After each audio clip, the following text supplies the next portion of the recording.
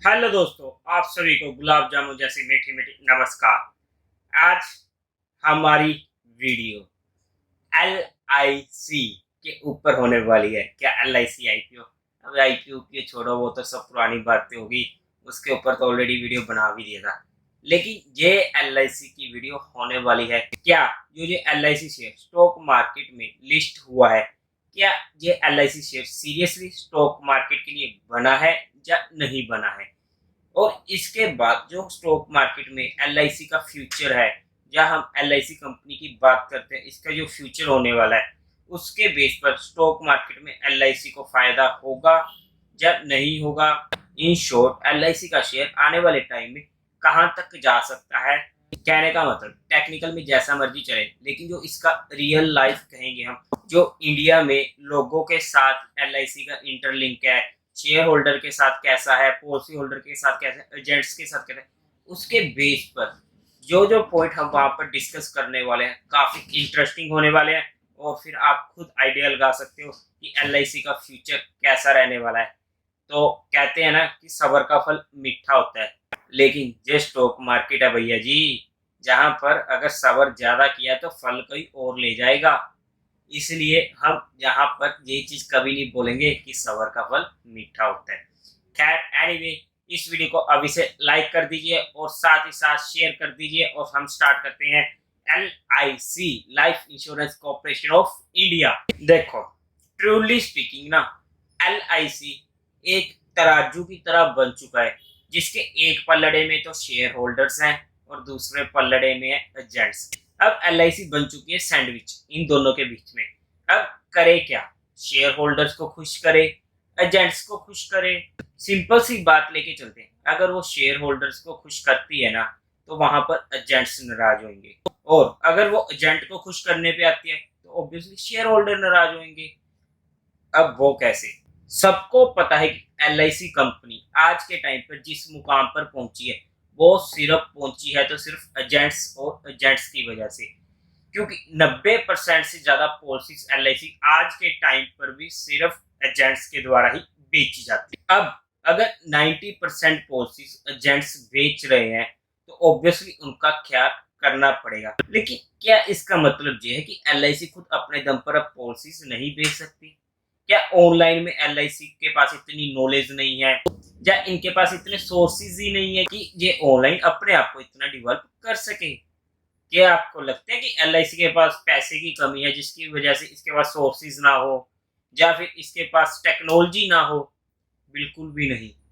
But अगर L जहां पर ऑनलाइन करने आती है, तो एजेंट्स का क्या होगा? एक तरीके से ना, तो जहां पर यही बात आएगी, पहली फुर्सत में निकल तू। तो अगर वो चीजें ऑनलाइन करने पर आती है, तो ऑब्वियसली एजेंट्स नाराज होंगे, उनके पेट पर लात बजेगी। अब जहां पर ना फंडा जो मैं बोलने वाला हूँ, सीरियसली अगर जहां पर कोई एजेंट इस वीडियो को देखेगा ना, उसे ये बात बुरी जरूर लगेगी, लेकिन हकीकत होने वाली है। और इसी के साथ शेयर होल्डर को भी ये बात पसंद आने वाली है, लेकिन वो कुछ कर नहीं पाएगा। इसलिए मैं सिर्फ यहाँ पर व्यू क्लियर कर रहा हूँ। अब एक एजेंट ने एक पॉलिसी बेची एल की। अब एल का जो रूल है ना, वो उसे कमीशन देती है। कमीशन के तौर पर उसे 2 प्रीमियम जो होते हैं, वो कमीशन के तौर पर मिल जाता है। अब सिंपल सी बात लेके चलो, मैंने आपको एक एल की पॉलिसी बेच दी, मैं एल एजेंट हूँ, और आप प्रीमियम भर रहे हो 10,000 रुपए का 1 साल का। अब कंपनी की तरफ से मुझे कमीशन मिलेगा, तो आपने पहले 2 साल का जो भी प्रीमियम भरा होगा, वो मेरा कमीशन हो गया। 20,000 रुपये मुझे बन चुके हैं। अब अगर मैं वो 20,000 रुपये में आपके साथ डील कर लूं कि 10,000 रुपया तू ले ले भाई, और तू वो पॉलिसी मेरे से ले, आपका भी फायदा मेरा भी फायदा, कंपनी को तो पॉलिसी मिल ही रही है। अब एक तरफ से देखा जाए, कंपनी ने एक 20,000 का लालच दिया, जिससे एजेंट की रोजी रोटी भी चली, और एक पॉलिसी जहां पर बिक गई। अब उसी तरीके से हम एक और कंपनी लेते हैं इसी सेक्टर की, HDFC लाइफ इंश्योरेंस। अब वो पॉलिसीज बेचती है ऑनलाइन। अब उसने क्या किया कि मैं एजेंट के द्वारा तो नहीं भेजी, मेरी तो जहाँ पॉलिसीज ऑनलाइन पड़ी है, चाहे आप पॉलिसी बाजार से लो, चाहे डायरेक्ट HDFC लाइफ से लो, जैसे मर्जी किसी और प्लेटफॉर्म से लो। अब मैं गया पॉलिसी बाजार की साइट पर, वहां पर मैंने HDFC लाइफ की मुझे कोई पॉलिसी पसंद आ गई और मैंने देखा कि मुझे वहां पर 10% का डिस्काउंट कंपनी दे रही है। ऑब्वियसली चलो मुझे पसंद आ गया, मैंने 10% का डिस्काउंट भी वहां पर ले लिया एज ए पॉलिसी होल्डर और मैंने वो पॉलिसी खरीद ली। अब मान लो कि उस पॉलिसी का प्रीमियम भी 10,000 रुपये है, ऑब्वियसली मुझे वहां पर 1,000 रुपये का फायदा हुआ, because as a policy holder जहां पर आपको 2 प्रीमियम में से 1 प्रीमियम वापस आप लोगों को मिल जाता था, वहां पर मुझे 1 प्रीमियम नहीं मिल रहा, सिर्फ 10% का ऑफ मिल रहा है, वो भी सिर्फ 1 ही प्रीमियम पर। चलो यहाँ पर कंपनी ने क्या कहा कि आप 2-3 साल की हमसे 10% तक डिस्काउंट ले सकते, जैसे जैसे आप ऑनलाइन प्रीमियम भरोगे। तो ऑब्वियसली वहां पर मुझे 1,000 रुपये 2-3 सालों तक चलो डिस्काउंट मिलता रहा और मुझे कोई दिक्कत नहीं आई, चलो मैंने ले लिया, लेकिन मुझे पॉलिसी पसंद थी। अब जहां पर कंपनी को क्या फायदा हुआ, एक तो LIC ने पॉलिसी बेची, एक वहीं पर HDFC ने पॉलिसी बेची। LIC की पॉलिसी उसे मिली है 20,000 रुपया देने पे और वहीं पर HDFC को सेम पॉलिसी पड़ी है 1,000 या 2,000 रुपया देने पर। कंपनी को कहां पर फायदा हो रहा है, ऑब्वियसली HDFC लाइफ को ज्यादा फायदा हुआ क्योंकि उसने सिर्फ 1-2 हजार में वो पॉलिसी बेची और वहीं पर LIC ने 20,000 पर पॉलिसी बेची। अब कंपनी को तो यहाँ पर फायदा हो गया।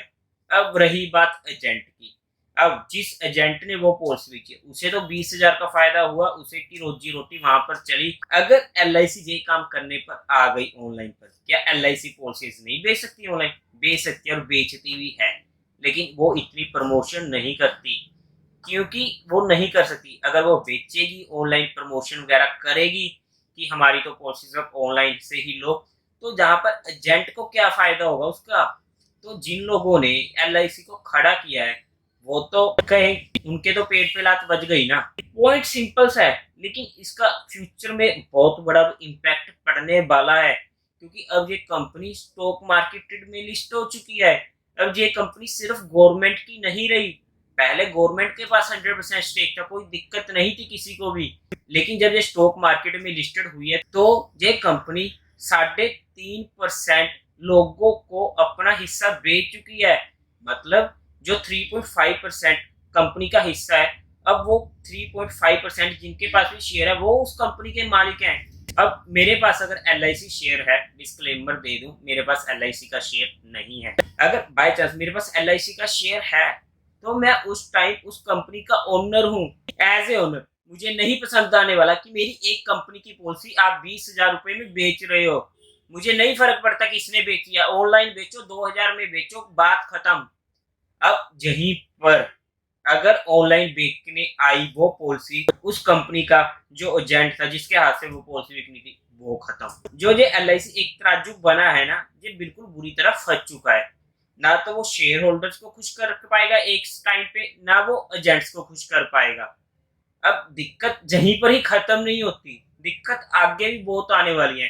अब फॉर एग्जांपल अगर हम ना इंडस्ट्री की, जो ये इंश्योरेंस इंडस्ट्री है, अगर हम इसकी ग्रोथ की बात करते हैं ना पर एनम, वो 17% के करीब से ग्रोथ हो रही है, लेकिन वहीं पर LIC का जो ग्रोथ हो रहा है ना एनम, वो सिर्फ 7% से हो रहा है। अब आप देखो कि सेम कंपनी उसी सेक्टर की उससे 2.5 गुना प्राइस के कम पर ग्रोथ कर रही है, तो इससे ये पता लगता है कि कंपनी में बहुत सारी दिक्कतें हैं। अब दिक्कत का मेन पॉइंट फिर से वहीं पे आ जाता है।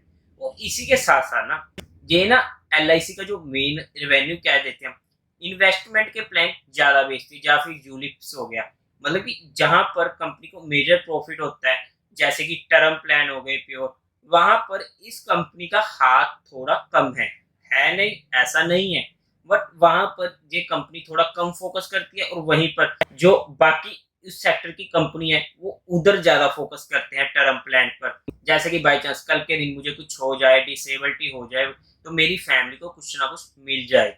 जो इन चीजों पर ना इनके पास सिर्फ प्रॉफिट होता है कंपनी को, वो काफी ज्यादा होता है as compare to investment plans या यूनिट प्लान्स। क्योंकि ना अब जैसे कि कोई भी इन्वेस्टमेंट प्लान में लगा लो, IRDA की गाइडलाइंस है कि 2.5% से ज्यादा कोई भी फंड चार्ज नहीं कर सकता, वहां पर एक मार्जिन लिमिटेड हो जाता है। क्या इसका मतलब LIC कंपनी खराब हो गई है, LIC का शेयर बेकार हो गया?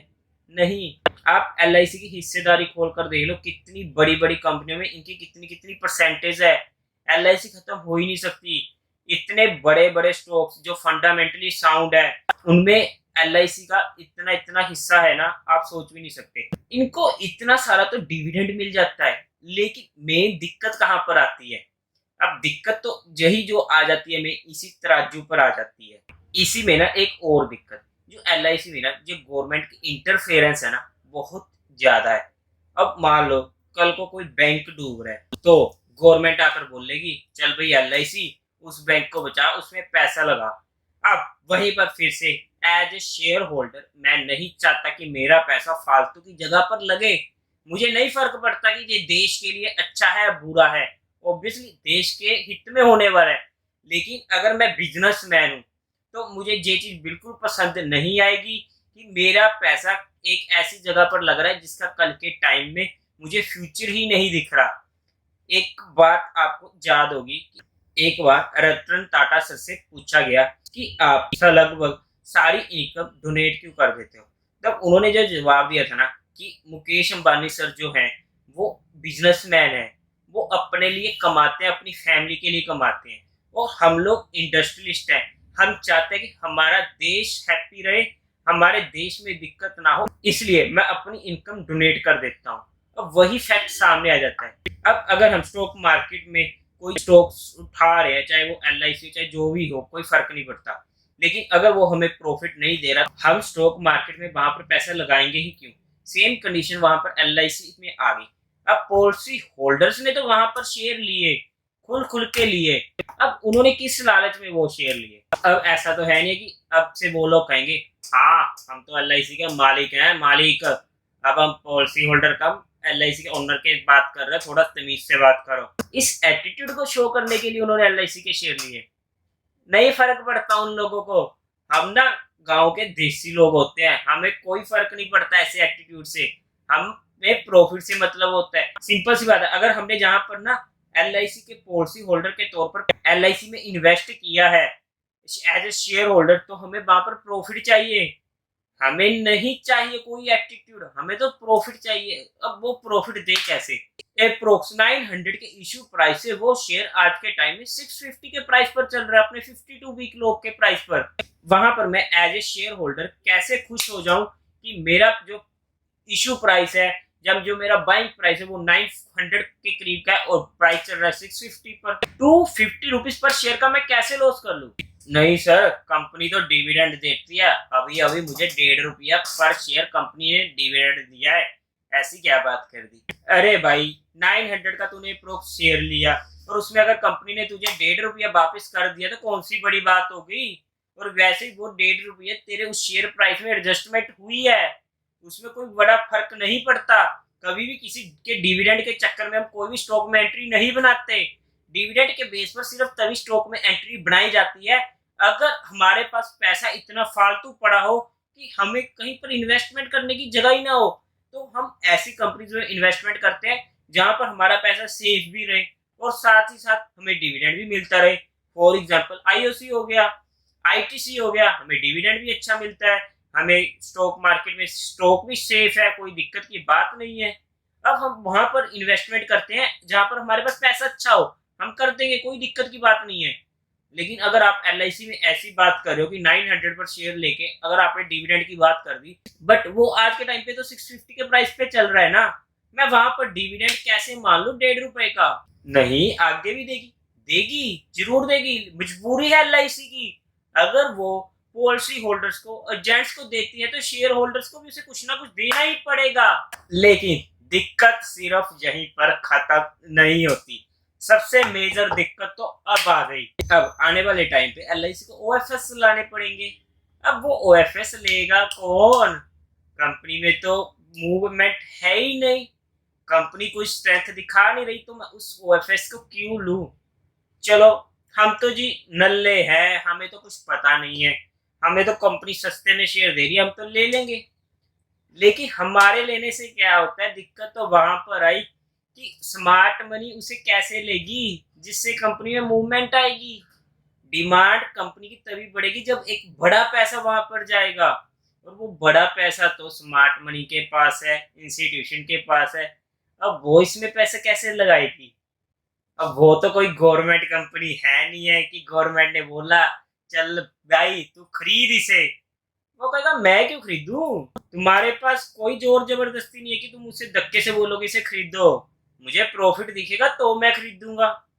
अब फॉर एग्जाम्पल, चलो कल के टाइम पे कंपनी ओएफएस लेके आ गई, 500 रुपीज पर ओएफएस आ गया कि 500 रुपीज के प्राइस पर हम ओएफएस ले रहे हैं, आप ले लो। अब वहां पर जो पॉलिसी होल्डर होगा, उन पॉलिसी होल्डर्स की बात कर रहा हूँ जिनके पास इसके शेयर पड़े हैं, अब वो तो सोचेगा 900 पर लिए हुए हैं, 500 पर मिल रहे हैं, एवरेज कर लेते हैं। अब वो तो ले लेगा, उन्हें तो पता है कि मुझे तो सस्ते मिल रहे हैं, मैं तो चलो कुछ और ले लेता हूँ। अब वहां पर उसने तो ले लिए, बात खत्म। लेकिन अब दिक्कत क्या आ गई? अब वो प्राइस फिर से अगर और नीचे चला गया, उसका तो लॉस बढ़ गया। अब इस कंपनी का तो राम राम सत्य है, कहीं जे पेनी स्टॉक तो नहीं बन जाएगा। कंपनी इतनी बुरी तो नहीं है कि पेनी स्टॉक बन जाए। एटलीस्ट इसके पास इतना प्रॉफिट है कि अगर जब बाई चांस सिर्फ अपना पैसा स्टॉक मार्केट से निकाल लेना, दुनिया का कोई बाप नहीं ऐसा पैदा हुआ जो फिर इंडियन स्टॉक मार्केट को क्रैश होने से बचा सके।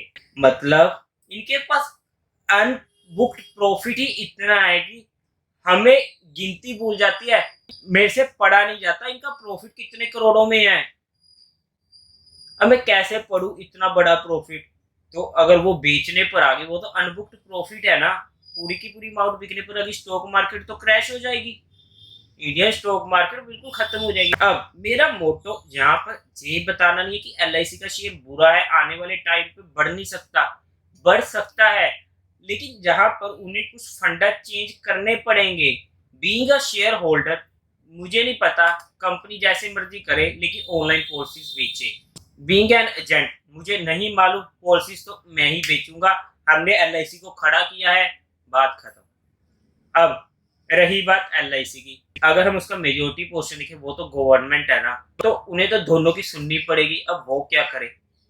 तो इसीलिए, सिर्फ इसीलिए क्या एलआईसी का जो शेयर है वो स्टॉक मार्केट के लिए सही है? इस बात का ना बहस जितनी मर्जी कर लो, जो मर्जी कंक्लूजन निकालो, बट रियल कंक्लूजन निकल ही नहीं सकता, क्योंकि एक को खुश करने में जाएंगे तो दूसरा दुखी होगा ही होगा, और दूसरे को खुश करने में जाएंगे तो पहला दुखी होगा। मतलब एक साथ जहां पर दो आदमी कभी खुश रह ही नहीं सकते। कहते हैं ना कि अगर आप किसी नदी में तैर रहे हो तो दो बोट्स पर पैर नहीं रख सकते, वरना वहां पर आपका एक्सीडेंट होगा ही होगा, आप वहां पर डूबोगे ही डूबोगे। अब वही सीन एलआईसी ने कर दिया है। तो अब हमने जो भी चीजें ये डिस्कस करी है, अब इसके बेस पे अगर कंक्लूजन की बात करें, आपका क्या कंक्लूजन रहने वाला है मुझे कमेंट करके जरूर बताइएगा। लेकिन मेरा जहां पर जो मानना है सिर्फ यही कि एलआईसी जैसा स्टॉक शेयर मार्केट के लिए बना ही नहीं है। एलआईसी का जो मेन काम था एज बीइंग गवर्नमेंट, लोगों की सेवा करना, एजेंट्स को खुश रखना, और इसी के साथ साथ इतनी ज्यादा जॉब प्रोवाइड करना जिससे एजेंट्स भी खुश होते थे, और उनके साथ जो पॉलिसी होल्डर था उन्हें भी वहां पर काफी फायदा होता था, और वो भी उनकी पॉलिसीज को लेना पसंद करते थे। इसीलिए एलआईसी को इस फालतू के झंझट में पड़ना ही नहीं चाहिए था, और मेरी तो यही राय है कि एलआईसी जैसा शेयर स्टॉक मार्केट के लिए बना ही नहीं है। Thank you very much.